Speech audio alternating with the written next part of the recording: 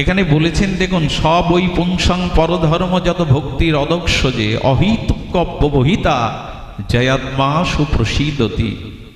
শাস্ত্র বলেছেন যে আমাদের এখানে শব্দটা দিয়েছেন অহৈতুক্য অপ্রতিহতা জয়াত্মা সুপ্রসিদতি। আমাদের চিত্ত সেই দিনই প্রফুল্ল প্রসন্ন হবে যেদিন কোনো হেতু না রেখে, নিজের চাওয়া পাওয়া না রেখে আমরা গুরু সেবা, গোবিন্দ সেবা, ভগবানের সেবা, ভক্ত সেবা করতে পারবো। অহৈতুক্য অব্যবহিতা, নদী যেমন বহু দূর থেকে সমস্ত প্রতিকূলতাকে পেরিয়ে সমুদ্র বক্ষে গিয়ে মিশে যায়, তেমনি ভগবানকে, ভক্তকে, শ্রী গুরুকে, মহৎকে সেবার জন্য কোনো হেতু বাধা মাঝখানে না রেখে অহৈতুক্য সরলভাবে যদি এগুলো করা হয়, তবে সেবাই ধর্ম। সেবার দ্বারাই কেবল চিত্ত সুপ্রসিদতি হয়। সুপ্রসিদতি শব্দটা সুপ্রসন্নতা। দেখবেন, যে কর্মের দ্বারা মন সংকুচিত হয়, মনে অপ্রসন্নতা আসে, জানবেন সেটা স্খলিত কর্ম, অশাস্ত্রীয় কর্ম। আর যে কর্মের দ্বারা মনে প্রসন্নতা আসে, প্রফুল্লতা আসে, সাত্ত্বিক আনন্দের বিকাশ হয়, জানবেন ওইটাই পূর্ণ কর্ম। ভগবানের সেবার জন্য আমাদের চাই ওই জাতীয় ব্যাকুলতা। আপনাদের মনে আছে রাঘবের ঝালির কথা?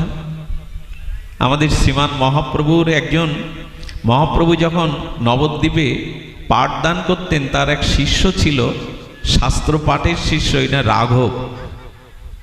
এনার শ্রীপাঠ হলেন, আপনারা যারা গেছেন পানিহাটিতে, পানিহাটির নাম শুনেছেন, সোদপুর পানিহাটি। এই পানিহাটি রাঘব ভবন এখনো স্থাপন আছে। সেই ভাগীরথী, কলকাতা মহানগরীর বুক ছেড়ে যে ভাগীরথী গঙ্গা গেছে, এই গঙ্গার তীরেই হলো রাঘব ভবন। শুধু ভক্তগণ একটু মন দিয়ে শুনুন, এই রাঘবের বোনের নাম, বিধবা বোন ছিল দয়মন্তী।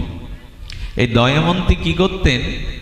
আপনারা পুরীতে রথযাত্রায় সমস্ত গৌড়বাসীগণ রথযাত্রায় লীলাচল ক্ষেত্রে, পুরুষোত্তম ক্ষেত্রে 4 মাস আগে যেতেন। অদ্বৈত প্রভু যেতেন, নিত্যানন্দ প্রভু যেতেন, গৌড়ীয় ভক্তগণ। উড়িষ্যার গৌড়ীয় মিলন হতো শ্রীকৃষ্ণ চৈতন্যের প্রকটকালে। তো শ্রীকৃষ্ণ চৈতন্যের দর্শন করতে নবদ্বীপ থেকে সেন সেবানন্দ, রায় রামানন্দ, চন্দ্রশেখর, শ্রীবাস ঠাকুর, স্বয়ং নিত্যানন্দ প্রভু যেতেন। আর কি যেতেন জানেন? রাঘবের ঝালি। রাঘবের ঝালি মানে এই রাঘব তার বোন দয়মন্তী 6 মাস আগে থেকে বা সারা বছর ধরে কি করতে জানেন? আমের কাসুন্দি, ঝালের কাসুন্দি, এগুলো শুকনো খাদ্য তৈরি করতো যাতে সহজে নষ্ট না হয়। আর কি করতে জানেন? একটু তিতো তিনি শুক্ত করতেন, শুকনো শুক্ত করতেন, এই ভেবে যে পুরীতে মহাপ্রভুকে সবাই ঘৃত অন্ন প্রসাদ পাওয়ায়। তা ঘৃত অন্ন প্রসাদ পেতে পেতে প্রভুর পেটে কি হতে পারে? ঘৃত অন্ন পেতে পেতে, এই প্রসাদ পেতে পেতে প্রভুর আম হতে পারে, প্রভুর পেটের দোষ হতে পারে। দেখুন, সেবার জন্য একটা জিনিস লক্ষ্য করুন, যখন সেবা করবেন তখন তাকে ঈশ্বর জ্ঞান করলে আপনি সেবা পরিপাটি হবে না। ধরুন, আপনার শ্রীগুরুকে যদি মনে করেন ইনি ঈশ্বর, যদি ঈশ্বর বোধ করেন, তাহলে আপনার মনে সন্দেহ আসবে, যিনি ঈশ্বর তার দেহে ফোড়া হয় কি করে, তার দেহে ব্যাধি হয় কি করে, তার আবার ওষুধ লাগে কেন? গুরু তো ভগবান। সেবাতে মনুষ্য বুদ্ধি করতেন দয়মন্তী। কথাটি আপনাদের একটু ধ্যান দিতে হবে। সেবাতে কি বুদ্ধি করতে হবে? আচ্ছা, গুরু ব্রহ্মা, গুরু বিষ্ণু, গুরুদেব মহেশ্বর। তা গুরুদেবের যদি কোনো ব্যাধি হয়, আপনি কি বলবেন আপনি ব্রহ্মা, আপনি বিষ্ণু, আপনি মহেশ্বর, আপনার শরীরে রোগ আসতে পারে না, আপনি মন্ত্র দিয়ে, শক্তি দিয়ে সেরে নিন? একথা বলা উচিত কি? ভাবাও উচিত না। সেবাতে মনুষ্য বুদ্ধি করতে হবে। কি বুদ্ধি?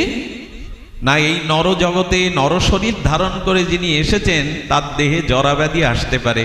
আর কিছু মনে করবেন না, যারা সমর্থ মহাপুরুষ সদ্গুরুদেব, তাদের শরীরে রোগ না থাকলেও আমাদের মতো মানুষ যখন চোখের জলে তাদের প্রণাম করে রোগ ব্যাধি জানায়, তারা অনেকেই আমাদের ব্যাধিগুলো, জরাব্যাধিগুলো ধারণ করে। মহাপুরুষের এই ক্ষমতা। রামকৃষ্ণদেব বললেন, রোগ সারে না, রোগ সরে।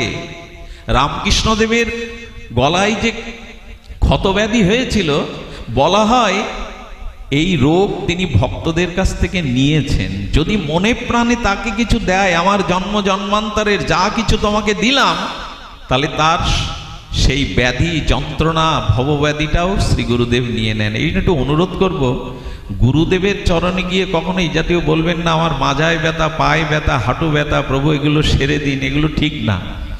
ভবব্যাধির ঔষধ চান, কি করে হৃপীন্দ্র জয় করে, কি করে মোহমায়া ত্যাগ করে আমি ভগবানের ভজন করতে পারি, নিজেকে উদ্ধার করতে পারি, এই রূপ চান। আমরা তো সাধু পেলেই আমাদের নিজের বিষয় তুলে ধরি, নিজের বাসনা তুলে ধরি, আমাকে এই কৃপা করুন, এই আশীর্বাদ করুন। হ্যাঁ, চাইতে পারি, আমরা সংসারী জীব, মায়াবদ্ধ জীব, কিন্তু চাইতে হয় আমার যাতে গুরু ভক্তি হয়, আমার যাতে শুদ্ধ ভক্তি হয়। শুধু ভক্তমণ্ডলী তো কি করেছেন, গুরুদেবের যদি মনুষ্য বুদ্ধি করেন ভুল হয়ে যাবে না। গুরুদেব নরশরীর ধারণ করে এই নরলোকে এসেছেন, মরজগতে এসেছেন, তাই তার ব্যাধিতে ওষুধ কানাই না দিয়ে যদি মনে করেন উনিও ভগবান, ওনার ওষুধ কি দরকার, তাহলে আর সেবা হবে না। তো দয়মন্তী দেবী মনে করতেন শ্রীমান মহাপ্রভু তিনি ঘৃত পুষ্পান্ন পুরীধামে পান, পাণ্ডারা তাকে ভোগ পাওয়ায় বেশি বেশি, ওনার আমাশা হতে পারে, পেটের ব্যাধি দেখা দিতে পারে, তাই সুক্ত পাঠা দেন। আর কি করতে জানেন, রাঘব আমাদের এই পশ্চিম বাংলা থেকে 15 দিনের পথ পায়ে হেঁটে ঝালি করে ওগুলো নিয়ে যেতেন। আর যখন দিতেন সেবক গোবিন্দ দাসের কাছে, মহাপ্রভু বারবার বলতেন, গোবিন্দ গোবিন্দ, রাঘবের ঝালিতে যে সুক্তা এসেছে ওগুলো দাও তো আমায়। মহাপ্রভু আগে চেয়েছে দয়মন্তীর দেওয়া, দয়মন্তীর মনুষ্য জ্ঞান করতেন। প্রভুকে ওরা পুষ্পান্ন ঘৃত অন্ন পাওয়ায় প্রভুর পেটের ব্যাধি হতে পারে, যদি এই সুক্ত খায়, তিতো খায়, তাহলে প্রভুর পেটের ব্যাধি সারবে। এই মনুষ্য বুদ্ধিতে, সেবা বুদ্ধিতে দয়মন্তী পাঠাতেন। আর সেই ঝালির থেকে চেয়ে চেয়ে নিয়ে মহাপ্রভু ওটা আস্বাদন করতে গিয়ে চৈতন্য চরিতামৃতে বলেছেন যে পঞ্চামৃতে যে স্বাদ নয়, প্রভুর দয়মন্তীর সেই ঝুলিতে যা যা সেই স্বাদ আগে চেয়ে চেয়ে পেতেন, চেয়ে চেয়ে পেতেন। মনুষ্য বুদ্ধিতে সেবা চায়।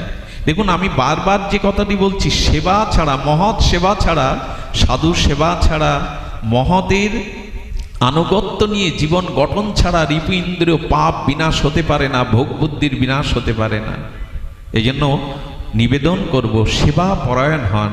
সেবা শুধু নিতে শিখেছি, কিন্তু সেবা দিতে হবে। আমাদের গৌড়ীয় বৈষ্ণবের উদ্দেশ্যে একটা কথা বারবার বলেছে, বৈষ্ণব সেবার মহিমা। বৈষ্ণব সেবার মহিমা, বৈষ্ণব বলতে আমি শুধু সম্প্রদায়ভুক্ত তিলকমালাকে বলছি না, বিষ্ণু থেকে জাত সকলেই বৈষ্ণব। যিনি মুখে একবার হরিনাম নিয়েছেন তিনি বৈষ্ণব। এই জন্য শুধু তিলকমালা বিশেষ সম্প্রদায়কে বৈষ্ণব বলা হচ্ছে না, যিনি বিষ্ণু থেকে জাত, ভগবান থেকে এসেছেন, সকলেই বৈষ্ণব। তাই নিবেদন করব, সেবার মাধ্যমেই আমাদের চিত্ত জয় হবে। এই যে হরিকথা সেবা, এটাও সেবা। হরিকথা সেবা, বৈষ্ণব সেবা, সাধু সঙ্গ, বিশেষ করে শ্রী গুরু সেবা, এই গুরু সেবার মাধ্যমেই আমাদের প্রকৃত রিপু জয়, ইন্দ্রিয় জয়, শাশ্বত আত্মজ্ঞান হয়। তখন এই মোহমায়া জগৎ থেকে, জন্ম মৃত্যু জরাব্যাধি থেকে চিরমুক্তির একটা পথ খুলে যায় সেবার দ্বারা। সেবা মানে গুরুদেব বাড়ি এলো, তাকে পঞ্চভাগে আর উত্তম বিছানা, উত্তম বস্ত্রদান, কিছু টাকা দান দিলেন, এটাকে শুধু সেবা বলা হয়নি। সেবা মানে আনন্দ। সেবা শব্দের সরলত্ব হলো গুরুদেব, সাধু যাতে আনন্দিত হয়, এই আনন্দ দানের নামই হলো সেবা। আর আনন্দ কখন পায়? আনন্দ তখনই পায় যখন গুরু বাক্য, শাস্ত্র বাক্য কেউ নিজের জীবনে প্রতিপালন করে। গুরু যদি দেখেন, সাধু যদি দেখেন যে আমার শিষ্য, আমার আশ্রিত এই ভক্ত আচরণশীল হয়েছে, যথার্থ জপ তপ সন্ধ্যা আহ্নিক ভগবত ক্রিয়া যথার্থ রূপে করছে, দয়া মায়া স্নেহ মমতা কারুণ্য তার চরিত্রের মধ্যে ফুটে উঠছে, তাকে এই যোগ্য হয়ে ওঠা থেকে মনে যে প্রসন্নতা আসে, এটাই সেবা। আমরা সেবা বলতে পঞ্চভাগের রান্না, বস্ত্রদান, অর্থদান, প্রণামী বেশি করে দেওয়া, এটা সেবার একটা অঙ্গ বটে, কিন্তু মূল সেবা হলো তিনি যাতে মনে আনন্দ পান সেই রূপে চরিত্র গঠন করা। সেই রূপে নিজেকে গঠন করা। এই জায়গায় আমরা অনেকেই পিছিয়ে। ভালো মন্দ খেতে দিতে পারি, বস্তু উপহার দিতে পারি, বহু প্রণামী দিতে পারি, কিন্তু তার দিব্য আলোকে, তার চেতনায় চরিত্র গঠন আমরা অনেকেই করি না। তো দৈমন্তীর এই রাঘবের ঝালি থেকে মহাপ্রভু চেয়ে চেয়ে পেতেন যেন পঞ্চামৃতের থেকে প্রভুর কাছে এটা আস্বাদন হতো, ভক্তির দ্বারা দেওয়া তো, ভক্তির দ্বারা গ্রহণ করাতো। শুধু ভক্তগণ, সময়ের নিতান্তই অভাব। আপনাদের মাঝে যেটুকু বলতে চেয়েছিলাম, সেবা চাই, সেবা চাই, সেবা ভিন্ন কিছু হওয়ার নয়। আপনারা জানেন যোগাচার্য স্বামী বিবেকানন্দ তিনি রামকৃষ্ণদেবের যেরূপ সেবা করেছিলেন, সবখানেই এই সেবার মহিমা, সবখানেই সেবার মহিমা। সেবার কথা কি বলবো, যে মাটিতে আজ আমরা এসেছি, আগেই বন্দনা করেছি, যোগাচার্য শিবকল্প অবতার যোগাচার্য স্বামী প্রণবানন্দের আবির্ভাব ভূমি, এটা বড় পবিত্র ভূমি। এটা এই ভূমি, এই মাটিতে এখনো ভজন মেশানো আছে। মাত্র 20 বছর বয়সে কঠোর তপসাধনার দ্বারা যিনি সিদ্ধি লাভ করেছিলেন, সেই যোগাচার্য স্বামী প্রণবানন্দ, ইনি ছিলেন এমন একটি সাম্যের মূর্তি। আমাদের আশাশুনি সেবাশ্রমে তিনি দোলযাত্রায় সারা রাত হরিনামের ব্যবস্থা করেছিলেন, সারা নিশি হরিনাম। কেন? আজকে যে বিভেদ, দেখুন তিনি সাম্যের একটি মুক্তি দিয়েছিলেন, হরিনামের ব্যবস্থা করেছেন সারা রাত। আমাদের প্রাচীন সন্ন্যাসী, পূজ্যপাদ সন্ন্যাসী, ত্যাগ বৈরাগ্যের মধ্যে প্রয়াত স্বামী তপসানন্দজি মহারাজ, আমি তার স্নেহ ছাড়া পেয়েছি। আমি স্বামী কালিকানন্দ স্বামীজি বড় স্নেহ করতেন, আমাকে অনেক জায়গায় তুলে দিতেন। বলতে বলতে, স্বামীজির কথা বলতে বলতে দেখতাম এমন একজন জাতি সংগঠক, এমন একজন হিন্দু জাতি সংগঠক, তীর্থ সংস্কার, একটা সমন্বয়ের মূর্তি, এটা তারই ভূমি।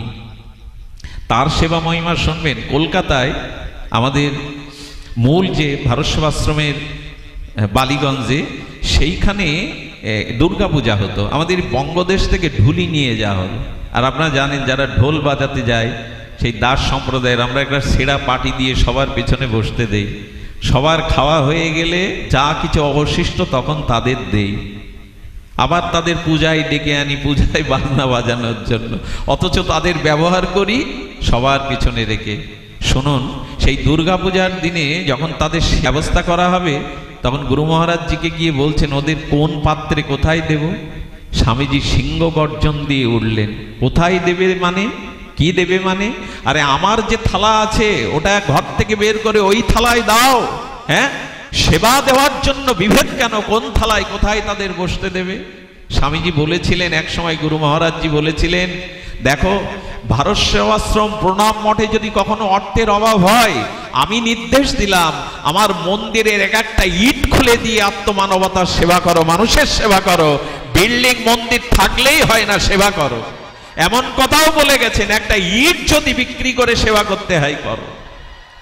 সব মহামানব, সব সদ্গুরুদেবই সেবার মহিমা বলেছেন। আরে নামাচার্য হরিদাস ঠাকুর চির নির্জানে গেলে মহাপ্রভু নিজে আঁচল পেতে পাশরীদের কাছে ভিক্ষা চেয়েছিলেন। স্বয়ং চৈতন্য মহাপ্রভু, আমার হরিদাস দেহ রেখেছে তার মহোৎসব, তোমরা আমায় ভিক্ষা দাও। পুরীতে যারা জগন্নাথের প্রসাদ বিক্রয় করত, সেই পাশরীগণ মহাপ্রভুর আঁচল পাতা দেখে সমস্ত পাত্রগুলো দিয়ে দিতে লাগলেন। ওগো, আমার হরিদাসের সেবা হবে, আমার হরিদাসের বৈষ্ণব সেবা হবে, মহোৎসব হবে। ভগবানও আজ ভক্তের সেবার জন্য আঁচল পেতেছেন। এই সেবার মহিমা চিরকালই। মানুষের সেবা, আত্মমানবতার সেবা, নিষ্পেষিত পীড়িত মানুষের কথা যারা ভাবে না, যাদের এদের দুঃখে যাদের হৃদয় কাঁপে না, তারা কি আর মানুষ? সব ধর্মই, সব মতপথই মানব সেবার কথা উদ্গত ঘোষণা করেছেন, কুম্ভকণ্ডে ঘোষণা করেছেন। আমরা সম্প্রদায় বুঝি, এটা আমার সম্প্রদায়, এটা আমার লোক না। যতদিন সকলের মধ্যে ঈশ্বর আছেন এই অনুভূতি না হবে, যতদিন ক্ষুদ্র দৃষ্টিভঙ্গি, উদারতা না হবে, ততদিন প্রকৃত বৈষ্ণব, প্রকৃত সাধু সংজ্ঞায় সংজ্ঞায়িত হতে পারে না। বন্যার জল যখন আসে দেখবেন নদ নদীর খাল বিল নোংরা জল পবিত্র গঙ্গার জল একাকার হয়ে ভাসিয়ে নিয়ে যায়। যেদিন আপনার হৃদয়ের শত উচ্চারিত এই বিস্তার ভাব আসবে, সবাইকে সেবা করবার, সবাইকে বড় ভাববার, সবাইকে সম্মান দেওয়ার, সবাইকে মান্যতা দেওয়ার, সবার দুঃখে দুঃখী হওয়ার, এই চিন্তা যেদিন আসবে সেদিন জানবে আপনি প্রকৃত খাঁটি মানুষ হলেন, প্রকৃত গুরুকরণ সার্থক হলো, প্রকৃত ভগবত অনুষ্ঠানে যাওয়া, প্রকৃত ভজন সাধন সার্থক হলো। এই জন্য মহাপ্রভু পর্যন্ত আজ হরিদাসের সেই পাত্রে ভিক্ষা নিয়ে আজ প্রভু নিজে কি করেছে জানেন? ভক্তদের আসন দিচ্ছেন পেতে পেতে। চৈতন্যদেব নিজেই, আপনি আচারী ধর্মজীবের শিখায়, প্রত্যেককে আসন দিচ্ছেন, প্রত্যেকের গলে মালা চন্দন দিচ্ছেন। প্রভু নিজে এক একজনের পাতে না 5 জনের মতো করে প্রসাদ দিচ্ছেন। তার হাতে কি আর কম ওঠে? প্রভু এক একজনের পাত্রে 5 জনের মতো প্রসাদ বিতরণ করছেন। ভক্তরা হাত জোড় করেছে, প্রভু তুমিও তো সারাদিন মুখে কিছু দাওনি, হরিদাসের জন্য তুমি জল পর্যন্ত নাওনি, তার সৎকার করলে। প্রভু তুমি না পেলে আমরা কি করে পাই? প্রভুকে রামানন্দ স্বরূপ দামোদর বসালেন। প্রভু সব ভালো ভালো বস্তুগুলো, খাদ্যগুলো বলছেন ভক্তদের দাও, ওদের দাও, সকলকে দাও। তো এইভাবে মানব সেবার, এভাবে সাধু সেবার, গুরু সেবার আমাদের প্রাণ ব্যাকুল হওয়া চাই। একটা মালা গেঁথে কি ভগবানকে প্রতিদিন দেই? একটু ফুলমল চন্দন কি শ্রীবিগ্রহে দেই? শ্রী গুরুদেবকে কখনো মনে পড়ে একটা ভালো মানা এনে, একটু ভালো প্রসাদ এনে তাকে নিবেদন করি? এইগুলো করুন। সংসারী জীব আমরা, ঘন্টার পর ঘন্টা হয়তো জপ ধ্যানের সময় পাবো না, কিন্তু দোকানে যান, অফিসে যান, যাওয়ার আগে বিগ্রহকে তো একটা ফুল চন্দন দিয়ে যেতে পারেন, একটা প্রণাম করে যেতে পারেন, শ্রীগুরুকে একটা মালা পরাতে পারেন। এই জন্য নিবেদন করব, সেবা চাই। সর্ব ইন্দ্রিয় কৃষ্ণ অনুশীলনং ভক্তির উত্তমা। রূপ গোস্বামীবাদ বলেছেন, ইন্দ্রিয় দিয়ে যখন ভক্ত ভগবানের সেবা তৎপর হবে, এরই নাম ভক্তি। ভক্তি মানে পাহাড় প্রমাণ কিছু না।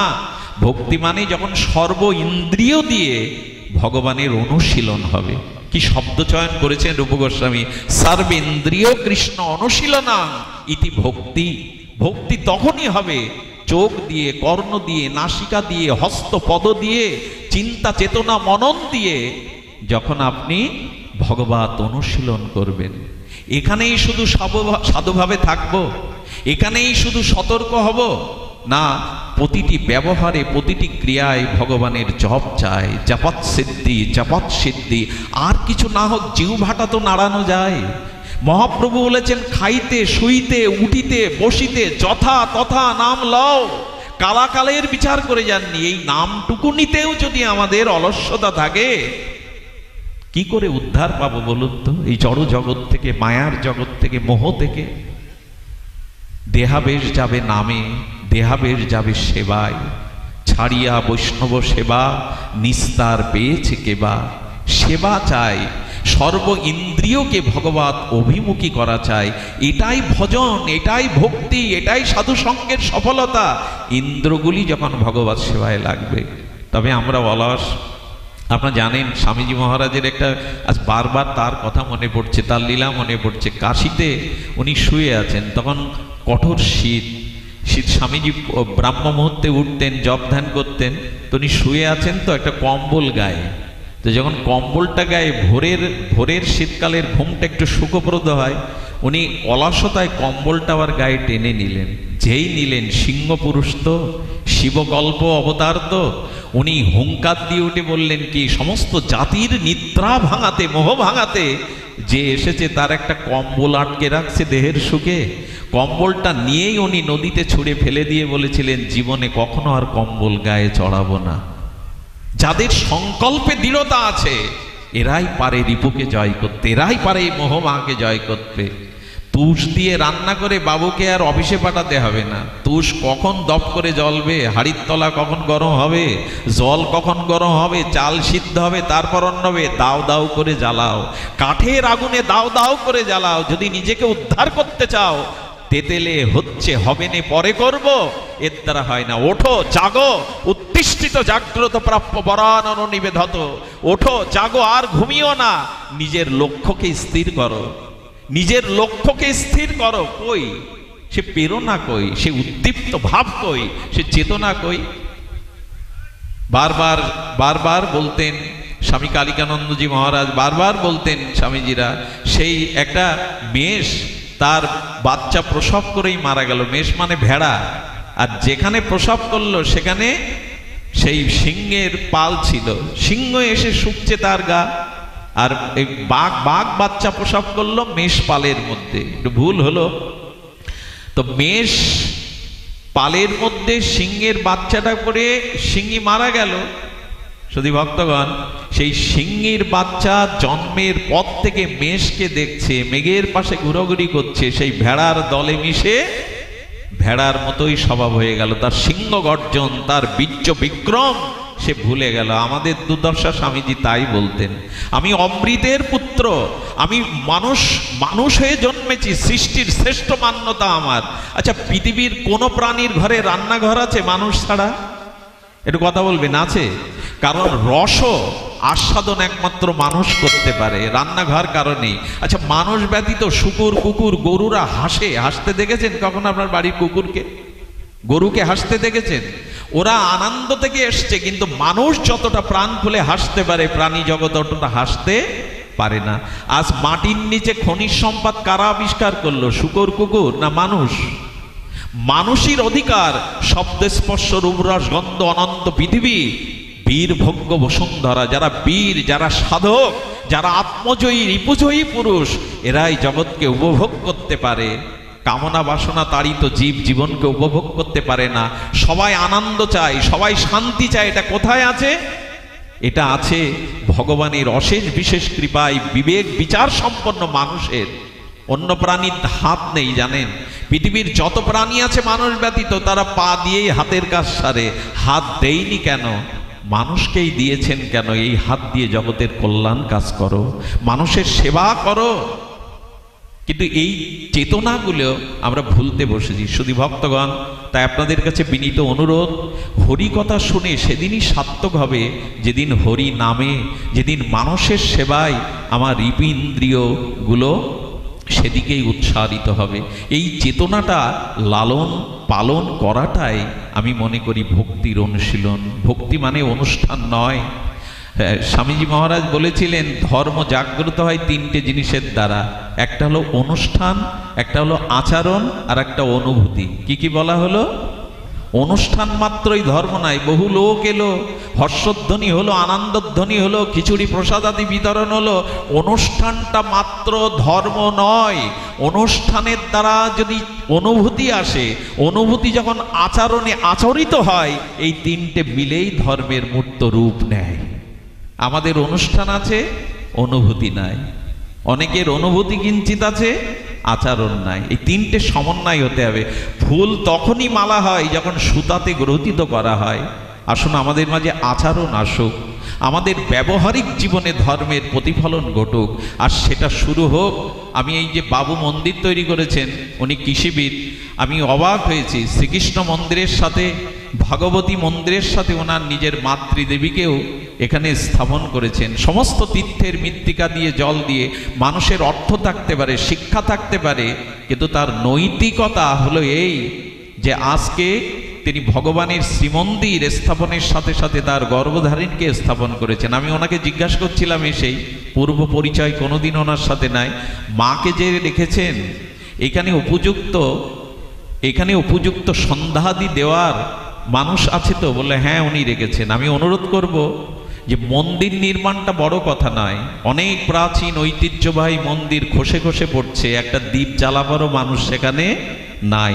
মন্দির নির্মাণ করার আগে প্রয়োজন হলো তার যে বাতাবরণটা পবিত্র করা, অর্থাৎ মন্দিরের একটা এরিয়া আগে নিরাপত্তার জন্য করা। শুধু বিগ্রহ প্রতিষ্ঠা নয়, সেখানে উপযুক্ত সেবা, শাস্ত্র অনুশীলন, ধর্মচর্চা এখানে উচিত। সপ্তাহে একদিন গীতা পাঠের আসর করা। এখানে মঠ আছে, স্বামীজিরা আছেন, তাদের দিয়ে যদি এখানে ছোট ছোট বাচ্চাদের একটু গীতা পাঠ শেখানো হয়, একটু ব্যায়াম শেখানো হয়, শরীরে চরিত্র গঠন শেখানো হয়, এটা উচিত। ওনাকে নিবেদন করব, মন্দির তৈরি করা সহজ, কিন্তু মন্দিরের মর্যাদা রক্ষা করা, তার দ্বারা সমাজ জাতির কল্যাণ করা, এটা বড় কঠিন। মন্দির তৈরি করাটা সহজ, কিন্তু তার প্রকৃত সমাজ জাতি ধর্মের প্রচারের জন্য বিধি ব্যবস্থা থাকতে হবে। শুধু মন্দির নয়, শুধু বিগ্রহ নয়। আজও মা ভবতারিণী দক্ষিণেশ্বরে আছে, কিন্তু মাকে খাওয়ানোর মতো রামকৃষ্ণদেবের বড় অভাব। আজ মা ভবতারিণী আছে, কিন্তু উচিত হলো না উপযুক্ত ধর্মীয় প্রচার প্রসার চাই, ওনাকে নিবেদন করব। ওনার মহৎ হৃদয় না থাকলে এগুলি করতেন না, কিন্তু সেই সাথে সাথে প্রচার দরকার। প্রশ্ন এসছে, সুধী ভক্তগণ, আপনাদের কাছে এইটুকু অনুরোধ করব, ওনার জন্য আশীর্বাদ করবেন। মায়ের আশীর্বাদ, পিতার আশীর্বাদ ছাড়া কেউ বড় হতে পারে না। আর চিরদিনের জন্য যেটা বললাম সেটা ভক্তি। এটা কেশবব্রতের মাস, সামনে তুলসী মঞ্জরি আছে। আপনারা জানেন এটা কেশবব্রত। যাদের বাড়িতে তুলসী বৃক্ষ আছে, এই মাসে যে কটা দিন বাকি আছে বৈশাখের, একটু জলধারা দিতে হয়। তুলসীকে স্বামীজিও মেনেছেন। গুরু মহারাজ ছোটবেলায় দেখতেন জগৎজননী মা সারদা দেবী, স্বামীজির মা, বিনোদ সাধুর মা, বিনোদ ব্রহ্মচারীর মা তুলসীকে গলায় কাপড় দিয়ে আরতি দেখাতেন। এটা পূর্বদিনের মায়েদের চিরায়ত একটা সনাতন স্বভাব ছিল, আজ দেখা যায় না। সেই গলায় কাপড় দিয়ে তুলসীকে, তুলসী দলে সেই প্রদীপ, আকাশ প্রদীপ দেখানো, পূর্বপুরুষের আশীর্বাদ প্রার্থনা করা, এই দৃশ্যগুলো এখন খুব চোখে পড়ে না। এগুলো ফিরিয়ে আনা দরকার ছিল, আমরা রাখতে পারিনি। তো সারদা দেবী মা যখন দিচ্ছেন, তখন স্বামীজি চিলেকোঠা থেকে তিনি দেখছেন ভোয়া বাড়ি থেকে যে মা একটা গাছকে প্রদীপ দেয় কেন, এভাবে নিবেদন করে, প্রণাম করে কেন। উনি চিরকাল ছিলেন বাস্তববাদী। পরীক্ষার জন্য ওই চিলেকোঠা থেকে থুতু নিক্ষেপ করেছিলেন, দেখি ওর মধ্যে কি আছে। কি বলবো, সঙ্গে সঙ্গে বিষ্ণু জ্যোতি প্রকট হয়ে গেল। ভগবানের দিব্য জ্যোতি প্রকট হয়ে স্বামীজি ওখান থেকে পড়ে গিয়েছিলেন। সবাই ভাবলেন বিনোদ বুঝি আর নাই। অনেকক্ষণ পর চেতনা ফিরলে মাকে ডেকে বলেছিলেন, মা, তুলসী সাধারণ নয়, তার মধ্যে বিষ্ণু জ্যোতিকে দর্শন করেছেন। যেখানে যেখানে প্রণাম মঠ আছে দেখবেন ওখানে একটা তুলসী বিধি থাকবেই। একবার স্বামী বেদানন্দ, আমাদের উত্তর পুরুষগণের মধ্যে স্বামীজির অন্যতম সংগঠক, বীর, লেখক, তেজস্বী সন্ন্যাসী, তার একবার একটা বস্ত্র তুলসীর গায়ে বারবার মানে স্পর্শ করছিল। তার গায়ের একটা বস্ত্রখণ্ড হুঙ্কার দিয়ে উঠেছিলেন গুরু মহারাজ, দেখছো না তোমার বস্ত্রখণ্ড তুলসীতে পড়ছে। হিন্দুর বাড়িতে তুলসী আছে কিন্তু পরিপাটি নেই, কত জল ফেলানো হয়, কাপড়ের জল পড়ে যায়, তুলসীকে মান্যতা দেবেন। হিন্দুর গৃহে 5টা জিনিস থাকলেই তিনি হিন্দু, যদিও সবগুলো থাকতে হবে তা নাই। 5টা গ দিয়ে তৈরি, গুরু, গোবিন্দ, গঙ্গা, গীতা। আর গুরু, গোবিন্দ, গঙ্গা, গঙ্গা জল তো একটু থাকতে হবে। আর গাভী, গাভীর কথাটা এসেছে, যদিও গাভী তো সর্বদা পোষা সম্ভব নয়। গাভী, গোবিন্দ, গুরু, গীতা, গঙ্গা, এই 5টি আমাদের সনাতন হিন্দুত্বের একটা চিহ্ন। যতটুকু পারেন একটু চেষ্টা করবেন, তুলসীকে একটু এই কঠোর বৈশাখ মাসে একটু জলধারা দিবেন। কোন সম্প্রদায় এই বিচার আজকে করা হয়, ওটা তো বৈষ্ণবদের, ওটা আমাদের না, না এরকম না। 700 জিনিস ভেদ করা যায় না। এই জন্য সকলে ভক্তিপরায়ণ হবেন। আমি আজকের অনুষ্ঠানের জন্য মাঝখানে আমাদের একটু কোথায় মানসিক, কোথায় একটু কষ্ট যন্ত্রণা এসেছিল। আসলে এই অনুষ্ঠানটার কথা আমাকে 3 মাস আগে বলা হয়, সেটা তাদের বলা বা আমাদের লেখাতে কোথায় ত্রুটি ছিল, আমি নতুন বছরের পঞ্জিকা পাইনি। তো বাবু খুব উৎকণ্ঠায় ছিলেন, তিনি কথা দিয়েছেন, মানুষকে প্রচার করেছেন। তো তারপরেও আমি খুব বিষয়ী মানুষ, আমি ত্যাগ, বৈরাগ্য, সাধুত্বের ধারার মধ্যে পড়ি না। তারপরেও তার সম্মান রক্ষার্থে আপনাদের চরণে যাতে অমর্যাদা বা আপনাদের মনে ব্যথা না পায়, এই জন্য আমি একটু সকাল সকালে এই অনুষ্ঠানটায় চলে এসেছি। আমাকে আবার সেই বুধাটা পর্যন্ত ফিরিয়ে যেতে হবে আশাশুনিতে। আমি আপনাদের চরণে নিবেদন করে বলবো, যারা এসেছেন সকলেই প্রণম্যজন, বিজ্ঞজন, সাধুজন, সন্তজন, মহতজন, আপনারা আশীর্বাদ করবেন যে কথাগুলি উচ্চারিত হলেন গুরু কৃপায় তার কিঞ্চিত যেন চরিত্রগত হয়। এই জীবনেই যেন আত্মসাক্ষাৎকারের, আত্ম উপলব্ধির চেতনা হৃদয়ে জাগে আপনাদের প্রসন্ন দৃষ্টিতে। এবং ওনার মাতা ঠাকুরানীর জন্য প্রার্থনা করবেন, ওনার পূর্বপুরুষের জন্য প্রার্থনা করবেন, তারা যেন দিব্য ধাম প্রাপ্ত হয়, চিরকল্যাণ প্রাপ্ত হয়। এই অনুষ্ঠানের সফলতা কামনা করি। আপনাদের অনেক বিজ্ঞজন, আমাদের পূজনীয় জেলার বাবু এসেছেন, পরিচিত মুখ, উনি ভালো গীতা পাঠ করেন। আমি দূরে দেখতে পাচ্ছি ত্যাগ বৈরাগ্যের মধ্যে আমাদের স্বামীজি মহারাজ এসেছেন, ওনার চরণে দণ্ডবাদ প্রণতি জানাই। এবং আপনাদের সকলকে সুস্বাস্থ্য কামনা করে, দিব্য ভগবত জীবন প্রার্থনা করে, ডাক্তারবাবুর শান্তি শাস্তি, এই কৃষিবিদ আমাদের এই সুন্দর মানুষটার শান্তি স্বস্তি কামনা করি। ধন্যবাদ দেই আমাদের ট্যাকেরহাটে শান্তদাকে, খুব চেষ্টা করেছেন এই অনুষ্ঠানটা যাতে হয়। আচ্ছা, কার্তিক দা বা যারা আছেন আমাদের শোভারামপুর থেকে দাদারা এসেছেন, আপনারা মাদারীপুর থেকে অনেকে এসেছেন, বিজ্ঞজনেরা এসেছেন। আপনাদের কাছে একান্ত অনুরোধ, আপনারা আপনাদের উপস্থিতি বলে দেয় যে আপনারা মহৎজন। এ জাতীয় জীবাধমের মুখে, একজন অজ্ঞ বালকের মুখে, অর্বাচীনের মুখে এতক্ষণ ধৈর্য ধরে যে হরিকথা শুনলেন, এটা জীবনের অনেক বড় প্রাপ্তি। উনি একটু সময় বাড়াতে পারছেন, কিন্তু আমি একটু অনুরোধ করব, স্বামীজি আছেন, আমাদের জেলার বাবু আছেন, ওনারা যদি একটু হরিকথায় সংযোগ দিতেন। মহৎকে বসিয়ে রেখে বেশিক্ষণ বলা উচিত নয়। একটু স্বামীজি যদি আসতেন এখানে, দুটি কথা বলতেন, ওনাকে বিনীত নিবেদন করছি। এবং আমাদের জেলার বাবু আছেন, উনি গীতাশ্রী, ওনার মুখে শুনবেন। আমি আপাতত আপনাদের চরণে প্রণাম জানিয়ে আর জয় শ্রী গুরু প্রেমানন্দে গৌর হরি বল। জয় রাধে। ওং সর্বে ভবন্তু সুখিনা, সর্বে সন্তু নিরাময়া, সর্বে ভদ্রাণি পশ্যন্তু মা কশ্চিৎ দুঃখ ভাগ ভাবে। জগতের সকলেই সুখী হোক, সকলেই মঙ্গল লাভ করুক, কেউ যেন দুঃখ না পায়। এখানে আমি পূজ্যপাদ স্বামীজিকে একটু আহ্বান করছি। এরপরে আমাদের দাদাজি আছেন, আমাদের আপনাদের মাদারীপুরের শ্রদ্ধেয় জেলার মহোদয়, উনি কিছু বলবেন। আমাদের অখিল সরকার দাদাজি এসছেন, ওনাদের মুখে হরিকথা শুনবেন, উঠবেন না কেউ। দয়া করে একটু পরিবেশটা শান্ত রাখুন। জয়।